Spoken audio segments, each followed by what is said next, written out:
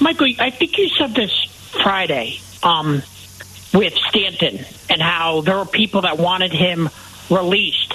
I understand he was frustrating. He wasn't good to watch. But when you have a guy like that, you don't release him, because if they did release him, somebody would scoop him up right away. Right, so because then he'd be a minimum wage player, and the Yankees would be paying all his money. Yeah, it's just when you have to do what it does. And right now, look at him. The Yankees are winning games because of him. And the Grand Slam was a big part of what he did. I know that home run against the Marlins, they helped them come back. They almost had a chance to win. So I feel like I don't think he's turning the corner. But I just feel like you can't give up on somebody like this. You got to give him chances. And if he wasn't good, well, then they had places to do. They have Trent Grisham where they could put him in center and DH Judge or Soto, like you said. So I just don't. You just don't release people. Well, Griffin, here's the problem. I don't want to insult a broad scope of people, but there was a guy who called in. After he started out 3 for 24, I think he had 13 strikeouts in 24, but it was terrible. He looked awful. They should release Stanton. And I said, well, they're not releasing Stanton. They owe him $98 million. And they'll let it play out, and they'll let it breathe. Now, if after a couple of months he's still not hitting, then you're going to see him have less of a role.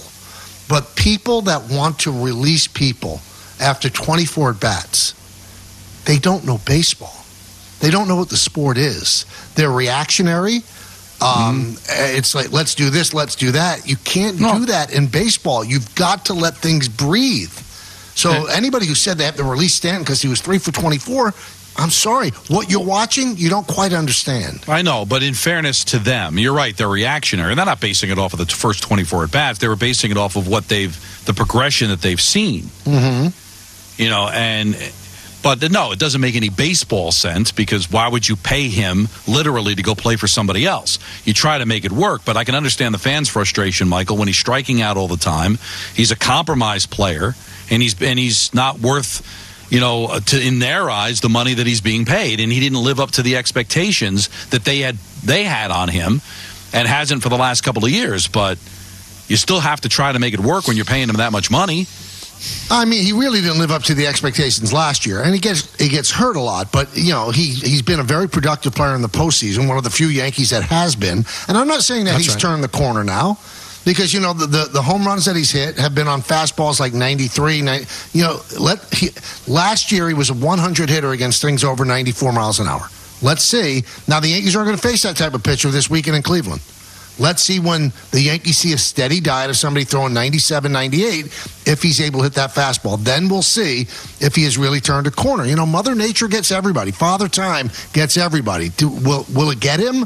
It looks like it's affected him already, but he did come in with a different body type, so maybe that body allows him to get the fastballs now. We'll see. But to release somebody, or to say release somebody after 10 games, you don't know the sport. Oh, boy.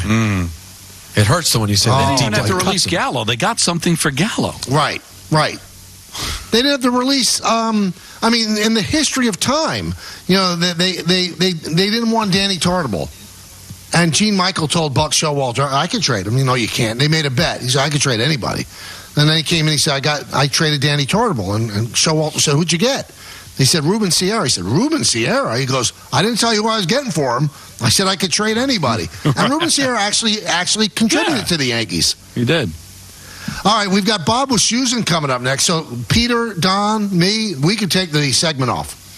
Oh, well, somebody's got to ask the first question. I'll give the honor. And Don, if you have a follow-up hockey question, go. But I think that's good for 12 minutes. See that you just go, "Hey, Bob, how are you?" And we just all mute the mics? Yeah, let's do that. Let's see how it works out. I love what you're saying. Empire Outlets on Staten Island is the place.